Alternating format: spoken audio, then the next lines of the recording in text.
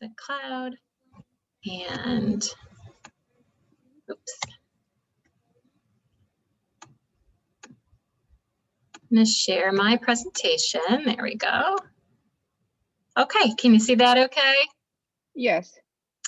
So I am Angela Wilson Panisi. I'm the owner and founder of Physio Partners. We have 2 locations in Chicago, one downtown in the Loop and one up in Lakeview.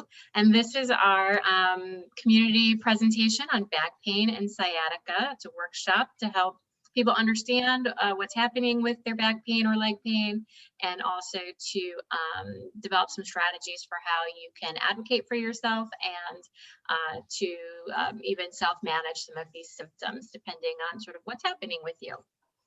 Okay.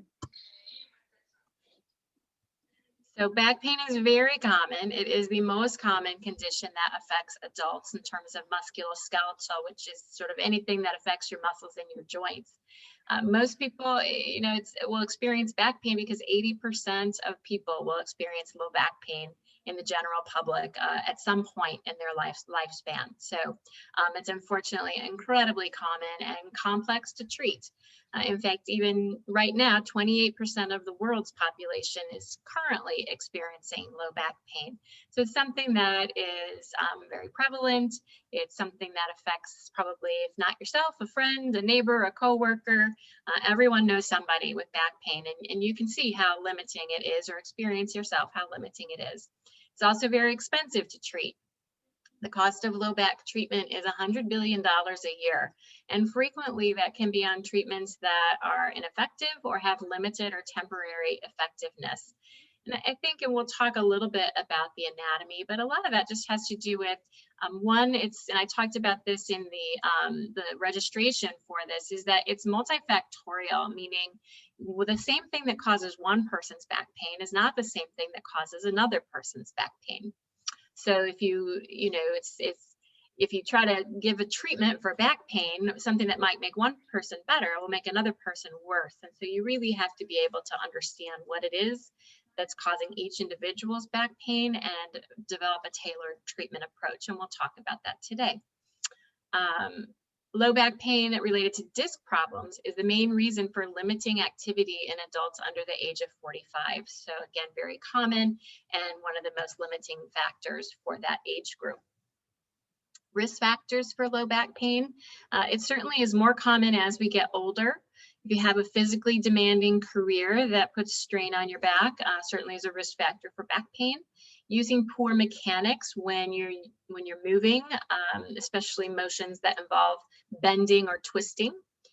Having to sit for a long period of time. So if one group of people having physically demanding careers are at risk, the same group of people, a different group of people who sits all day have a different type of risk for back pain, as well as prolonged standing. So it sort of has a little bit of this feeling like none of us escape unscathed.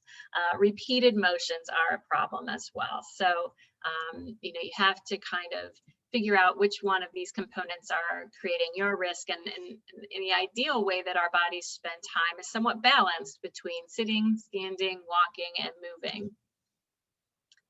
The different types of low back pain include radicular pain, which really refers to any pain that might go down the buttock or leg. There's something called facet joint pain, and I'll be showing you this on the anatomy, which is really the joints of the low back are causing the pain. Something called sacroiliac joint, or SI pain. You hear it shortened to that quite a bit. That's the joint between the two sides of the pelvis and the bone that is connected to your tailbone. Discogenic is the disc that sits between each vertebrae, and that's a piece of cartilage padding that, if that is a cause of back pain. And finally, spinal stenosis is really a form of arthritis of the lower back. Spinal stenosis, the arthritic changes that happen in the back joints, start to narrow the openings for the nerves to exit, and that can create back and leg pain. If you have questions along the way, you're welcome to put them into the chat, and I will certainly try to get to them. I should not have trouble doing that with our current audience, so I should be able to answer questions in our time frame as well. So sciatica, that radicular pain I spoke of first, is really pain that radiates into the leg. And it's a pretty generic term. So you'll hear lots of people talk about their sciatica. And it could mean that it's from the disc. It could mean that it's from stenosis. It could mean it's from the SI joint. So sciatica is a fairly general term. It still doesn't tell you the cause of the pain, but it tells you that someone's experiencing pain in the buttock or in the leg. Frequently, this pain is described as burning, sharp, electrical, maybe it's numbness, or it could also be tingling. And it's a nerve that runs from the buttock as it exits the lumbar spine through the buttock muscles and all the way down the leg. So it could cause symptoms anywhere along that pathway. When it comes to facet joint pain, this pain will tend to be more focused. So it's not probably going to run down the leg like we talked about with sciatica. It will be more focused in the actual back itself. It's usually going to be more right or left. So it's not usually a central low back pain. It will be more like my right side of my low back hurts. You could get a little bit of referral into the groin or in the thigh, but this pain that might be caused by the facets is never going to go below the knee. People will experience, who are having problems with facet joint pain, will notice that if they extend their back or lean back, twist or side bend, that makes it worse. Stiffness is often a common complaint, commonly worse in the morning. And the facets are really referring to these little joints that go between the vertebrae. So it's these, you've got vertebra 1 on top here, and then that connects to the vertebra below with the little joints here. So those two things should be able to separate and come together. And so if those joints are sort of clanging into each other in a forceful way, or they've become stiff or resistant to movement, they don't like to open up very comfortably, that can be all sources of facet joint pain.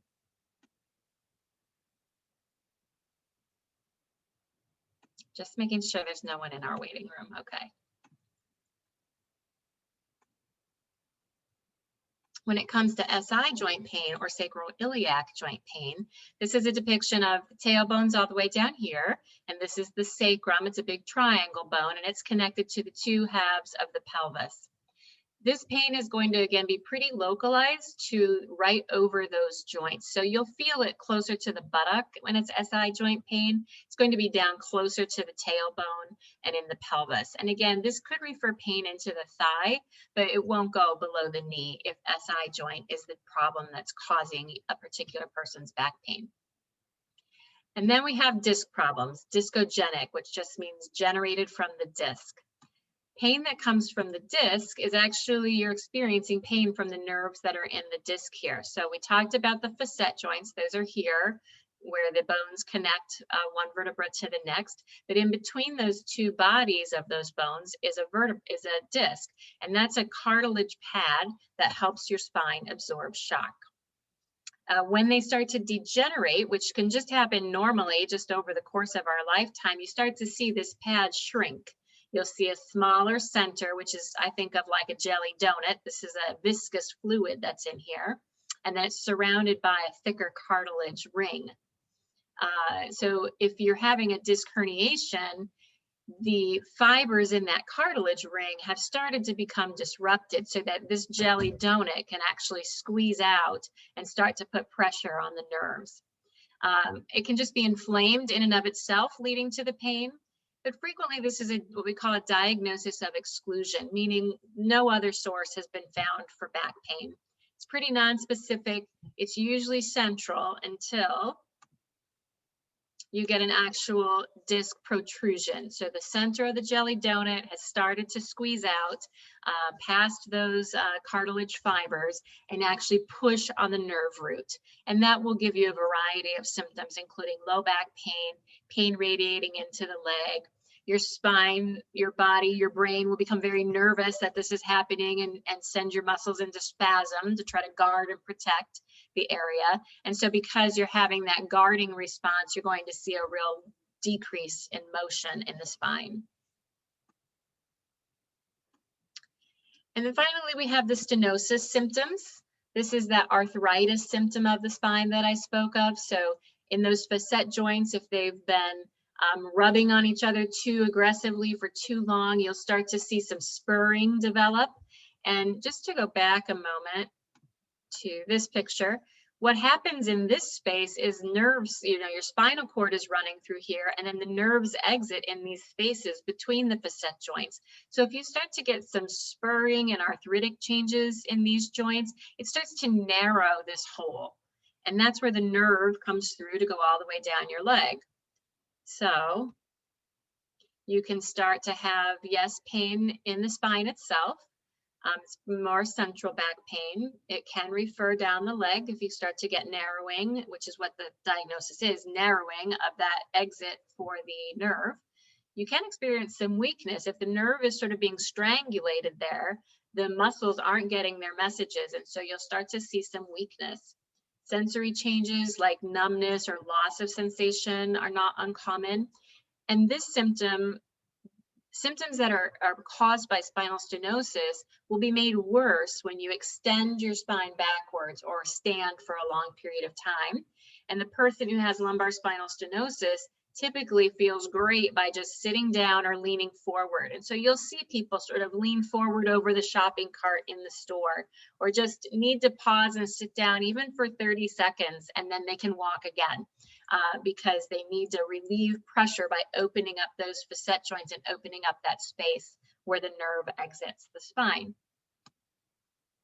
So what does a physical therapist do to help with these conditions? One of the first things most physical therapists utilize is some manual therapy techniques. So this is hands-on treatments. They will reduce some of that muscle guarding we spoke about through some soft tissue mobilization techniques. Sometimes they use some instruments to help them with that. We utilize dry needling techniques where we will insert a needle without any medication into a muscle trigger point, and that will cause a reset of that spindle so that the muscle can relax. And we'll also do direct joint mobilizations and manipulations to the spine itself. One other type of treatment is called directional preference. That's also some people who know it as the McKenzie method. And this is actually determining, are your symptoms aggravated or made better by bending forward, extending back, determining what that pattern is, and then assigning exercises that are specific to that pattern. You're most commonly going to be given some flexibility and stretching exercises so that you can take pressure off the area that has too much pressure.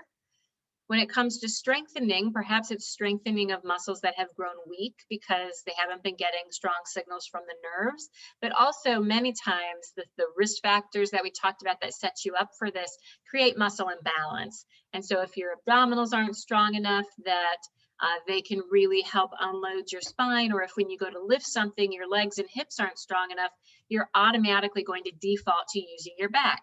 So we want to start to strengthen other muscles so that you can start decreasing the load on your back and shift that load to other muscles and joints that are better designed to do that. So those also would include stabilization and muscle recruitment activities, helping patients find the right muscle for the right activity. Sometimes we work with patients on their walking so that as they're walking, we talked about stenosis being aggravated by walking and standing.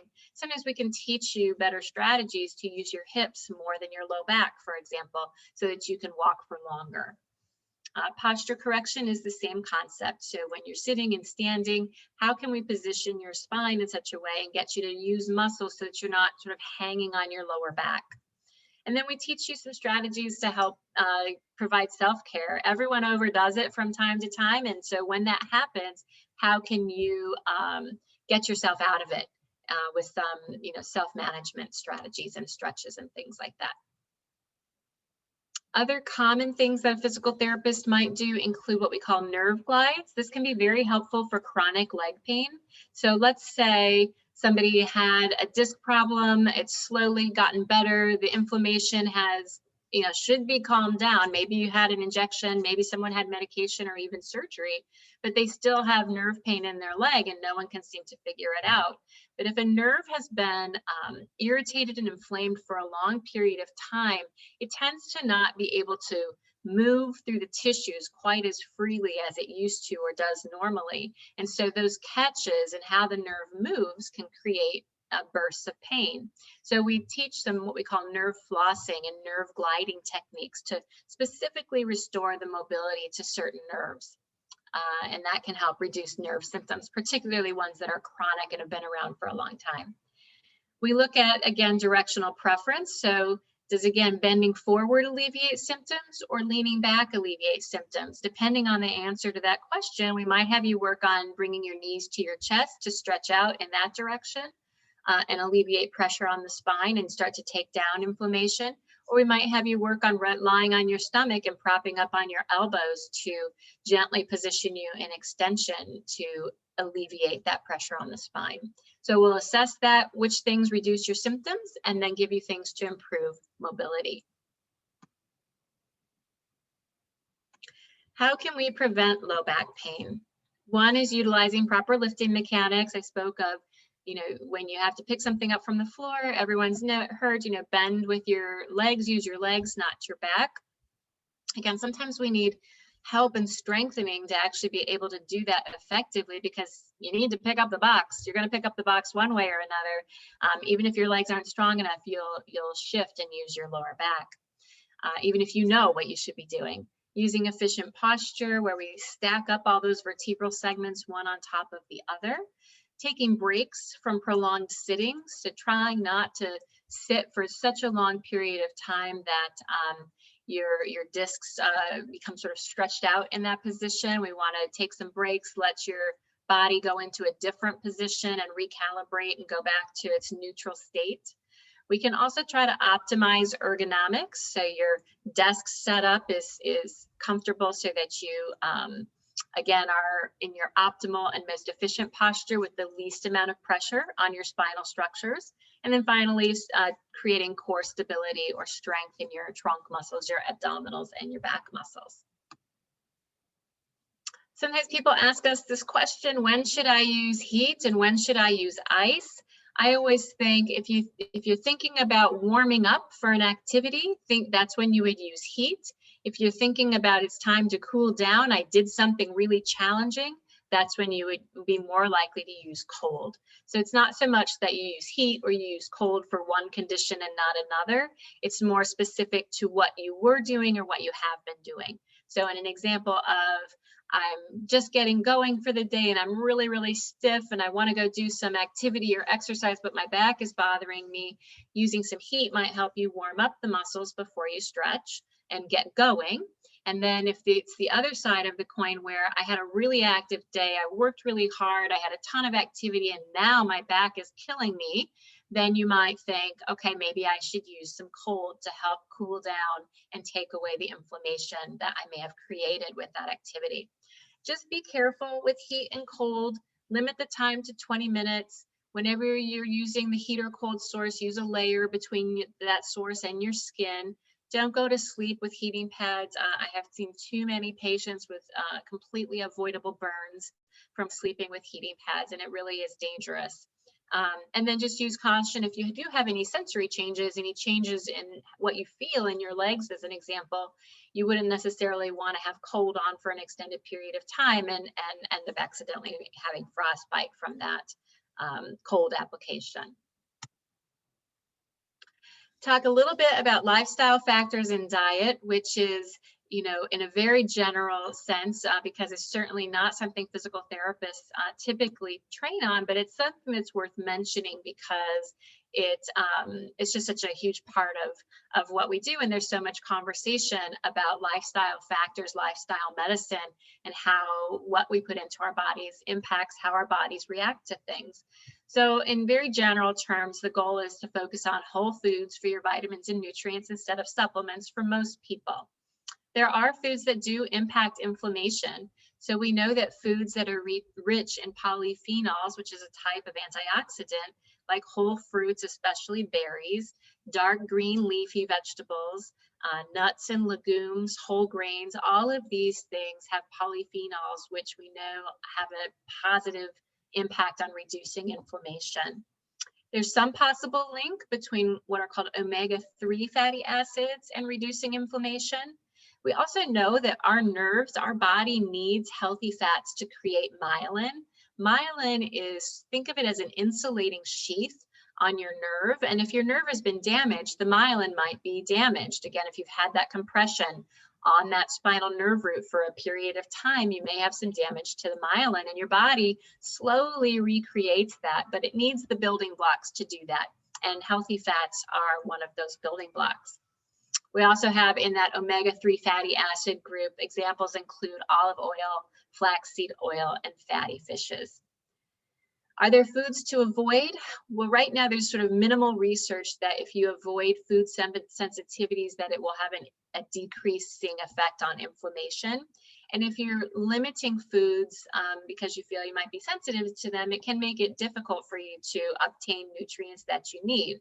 But there are some things that we know it's a good idea to avoid or minimize, including overly processed foods, red meats, saturated fats, and added sugars.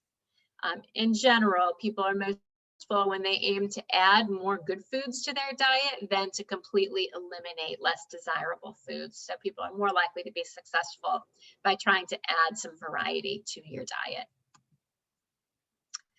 Other lifestyle factors that we work on in particular include exercise. So we want to aim for a well-tolerated, if you're having back problems, a low-impact, moderate activity for about 150 minutes a week. So that's about 30 minutes a day for 5 days. Or if you tolerate it, you could do it in fewer days with more minutes.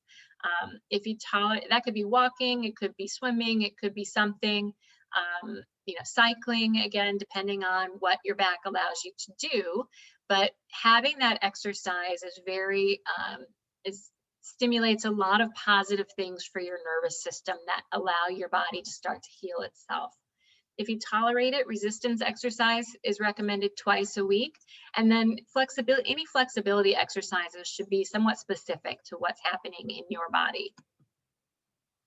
So what are the next steps? Well, anyone can sort of assess their directional preference, which is, are these symptoms made worse by bending forward, leaning backwards? What makes these things better or worse? And that, based on just the information we discussed today, can help you sort of start to narrow down both what type of problem you might be having, but also what types of things might make your condition better or worse. We can all take steps to improve our posture and positioning today, and I have created some resources for you. If you look in the chat, you'll see a link to an exercise program, which I've also written out here, but I've copied it for you in the chat so you can easily copy and paste it. There's a gentle hip stretching program there. If our hips move well, our back usually has less stress to it, and so gentle hip stretching is appropriate for most patients with any back conditions. And you can always utilize the heat and cold appropriately. There's also an ergonomics video in there in that link that I have posted for you to help you set up your desk in a way that that is least stressful to your spine. And then anyone attending or registered for this workshop is able to have a complimentary physical therapist consultation with a member of our team to discuss your individual situation. So these are all things that are available to you now. Here are some of the references used to create this presentation today.